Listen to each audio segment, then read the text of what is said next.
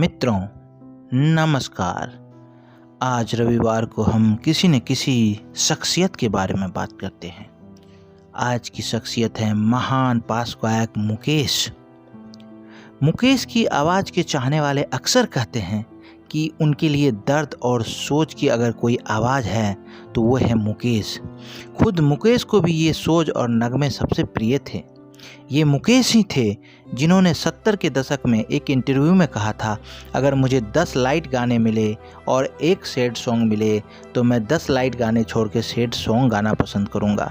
ये कैसा हसीन इत्तेफाक रहा होगा कि 50, 60 और 70 के दशक में मुकेश, रफ़ी और किशोर, मन्ना डे जैसे गायक सब एक ही समय में गाना गा रहे थे। मुकेश का कभी कभी मेरे दिल में ख्याल आता है, रफ़ी का दिन ढल जाए तो किशोर का खाए के पान बनारस वाला, आप किसे ज़्यादा पसंद करेंगे? कम से कम ये भारी कसमकस का काम है। मुकेश के बेटे नितिन मुकेश बताते हैं, रफ़ी जी हो या किशोर जी और मुकेश जी, उनका आपसी संबंध भाइयों से भी बढ़कर था। मुझे ताज्जुब होता था जब मुकेश जी फ़ोन उठाकर रवि साहब को कहते, रफ़ी मियाँ, तुमने ये गीत इतना खूबसूरत गाया है, काश मैं ये गीत तुम्हारी तरह गा सकता था, काश ऐसा गीत मुझे मिलता। और कभी रफ़ी साहब का फ़ोन आता था और कभी मन्ना डे का फ़ोन आता था तो वो कहते थे, मुकेश तुमने ये गाना कितना खूबसूरत गाया है। पीढ़ी दर पीढ़ी गायक मुकेश से प्रभावित रहे हैं। 90 के दशक में सबसे मशहूर गायकों में से एक कुमार सानू ने एक बार इंटरव्यू में बताया, मुकेश जी की सबसे बड़ी खूबी थी कि इतनी कोमल आवाज़ में वे इतने गहरे और पावरफुल इमोशन को दिल तक पहुंचा देते थे। होटल में उनके सेंटिमेंटल गाने अभी भी चलते हैं और आज भी लोग उन पे पैसे देते हैं। उनके गानों पर मैं जब होटलों में गाता था तो मुकेश जी के सेंटिमेंटल गाने ही गाता था और उनके गाने गाकर बहुत पैसे कमाए मैंने। बहारों ने मेरा चमन लूट कर मेरा सबसे पसंदीदा गाना था। दिल्ली में जन्मे मुकेश चंद्र माथुर के गायक बनने की कहानी भी अपनी कहानी है। मुकेश आखिर गायक कैसे बने, इनकी कहानी खुद मुकेश ने एक इंटरव्यू में बताया था। उन्होंने बताया था, दरअसल मेरी बहन की शादी थी, लड़की वालों को बारातियों का मनोरंजन करना था तो मैंने गाने गाए। बारात में मुंबई से 2 साहिबान भी आए थे। शादी के अगले दिन दोनों फिल्मी साहिबान, जिसमें एक फिल्म स्टार मोतीलाल थे, वो मुकेश के घर पे आ गए और कहा कि आपके साहबजादे में बड़ा टैलेंट है और लड़कों को फिल्मों में भेज दीजिए, ये केएल सहगल से भी बड़ा नाम कमाएगा। पिताजी को गाने वाने का कुछ पता नहीं था। पिताजी बोले, नहीं इसको क्लर्क बनने दो, क्लर्क बन के यहाँ पर रहेगा। फिर उन्होंने कुछ समय बाद पिताजी को दोबारा टेलीग्राम किया। तब पिताजी ने बोला, अगर कोई वो इतना इसरार ही कर रहे हैं, वाकई तुम्हारे अंदर कोई ऐसा टैलेंट होगा, चलो बॉम्बे चलते हैं। मुकेश एक इंटरव्यू में बताते हैं, मोतीलाल बड़े स्टार हुआ करते थे, वो अपने गाने खुद गाते थे।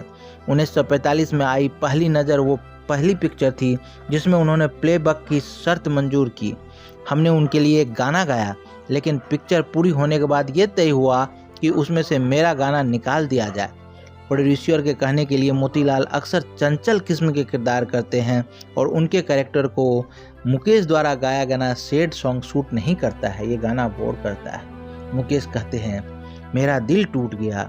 बड़ी जद्दोजहद के बाद मैंने कहा कि 1 हफ्ते तक फिल्म गाने में रखिए, अगर पब्लिक को गाना पसंद आया तो ठीक है, वरना निकाल दिया जाएगा।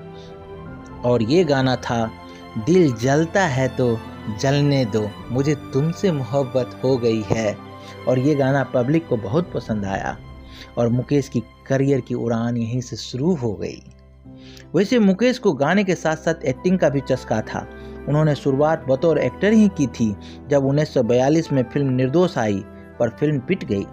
बाद में जब वो हिट गायक हो गए तो 1953 में मासूका और 1956 में फिल्म अनुराग में भी वो हीरो बने। अपना पैसा भी लगाया, लेकिन कोई भी फिल्म नहीं चली। 1953 की फिल्म आ में वो एक गाने में राज कपूर के साथ भी देखे जा सकते हैं, जहां वे टांगे वाला बन के गाना गाते हैं, छोटी सी ये जिंदगानी, 4 दिन की जवानी तेरी। इस बीच इंडस्ट्रीज में रफ़ी और किशोर अपनी जगह लगातार पक्की कर रहे थे। तब मुकेश ने एक बार फिर पूरा ध्यान गायन पर लगाया। एक इंटरव्यू में मुकेश ने बताया, मैंने कोशिश की थी हीरो बनने की, पर इतना नाकामयाब रहा कि मैंने सोचा कि दूसरे दर्जे का एक्टर बनने से अच्छा है कि मैं पहले दर्जे का गायक बनूं। राजीव श्रीवास्तव ने एक किताब लिखी मुकेश के बायोग्राफी बना के भारत के प्रथम वैश्विक। उन्होंने एक इंटरव्यू में बताया, मैंने उन्हें भारत का प्रथम वैश्विक गायक इसलिए कहा क्योंकि वह पहला गीत जो हिंदुस्तानी सीमा लांघ के विदेश की धरती पर लोकप्रिय था वो मुकेश का गाया हुआ था।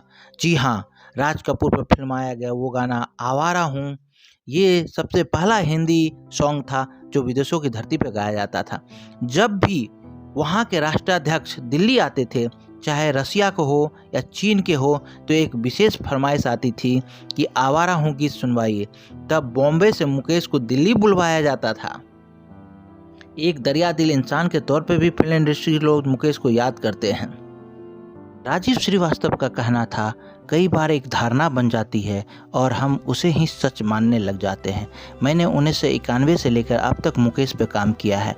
मुकेश की विविधता और लोगों से अलग है। फिल्म धर्म कर्म का गाना है एक दिन बिक जाएगा माटी के मोल, जो मुकेश ने गाया। इसी गाने में किशोर दा की भी आवाज़ है, लेकिन लोग मुकेश जी की आवाज़ को ही इस गाने से जोड़ते हैं। वहीं पे कुमार सानू कहते हैं, ये बात सही है कि मुकेश जी के गानों में उदासी थी पर रोमांस भी भरपूर था।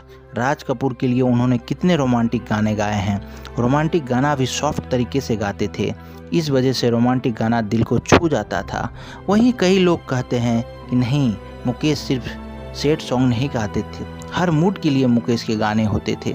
बारिश की फुहारों के बीच छतरी तले अल्लड़ मस्ती में जब राज कपूर गाते हैं, डम डम डिगा डिगा मौसम भींगा भींगा, तो ये मुकेश की ही आवाज़ थी जो आपको भी बारिश की बूंदों में भिगो जाती है। वहीं श्री 420 में बेफिक्र राज कपूर जब पहली दफ़ा सपनों की नगरी बॉम्बे आते हैं और गाते हैं मेरा जूता है जापानी। वहीं जब मनोज कुमार अपनी प्रेमिका के लिए गाते हैं चांद सी महबूबा हो मेरी, तो ये मखमली आवाज़ भी आपको रुमानी कर जाती है।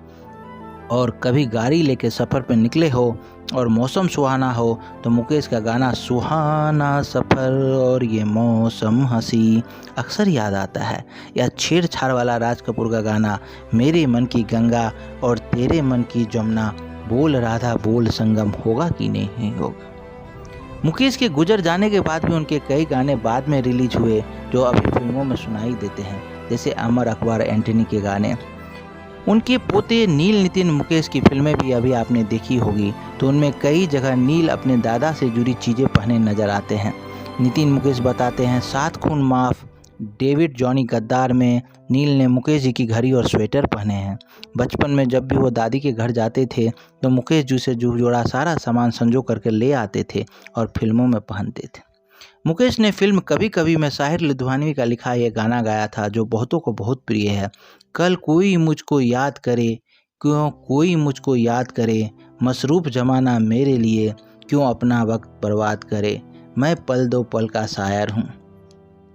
क्रिकेटर सुपरस्टार महेंद्र सिंह धोनी ने जब अंतर्राष्ट्रीय क्रिकेट से रिटायरमेंट ली तो सोशल मीडिया पर बस एक वीडियो डाल दिया था जिसमें उनके करियर की तमाम तस्वीरें थी और बैकग्राउंड में मुकेश का गाना था, मैं पल दो पल का शायर हूँ।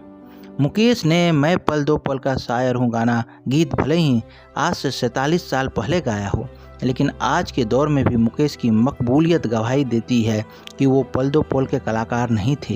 ये मसरूफ़ ज़माना मुकेश के जाने के बाद भी उन्हें याद करने की बीसियों बहाने ढूंढ ही लेता है। कभी उदासी, कभी मोहब्बत में, तो कभी मस्ती में, कभी ज़िंदगी के फ़लसफ़े समझाते हुए मुकेश जीवन के सभी रास्ते पर आपको मिल जाएंगे। मानो आपको याद दिला रहे हो किसी की मुस्कुराहटों पे निसार, किसी का दर्द ले सके तो लो उधार, किसी के वास्ते हो तेरे दिल में प्यार, जीना इसी का नाम है। मित्रों, 22 जुलाई को मुकेश को 100वीं जयंती थी। उनकी जयंती पर यह विशेष अंक मैंने शख्सियत में किया।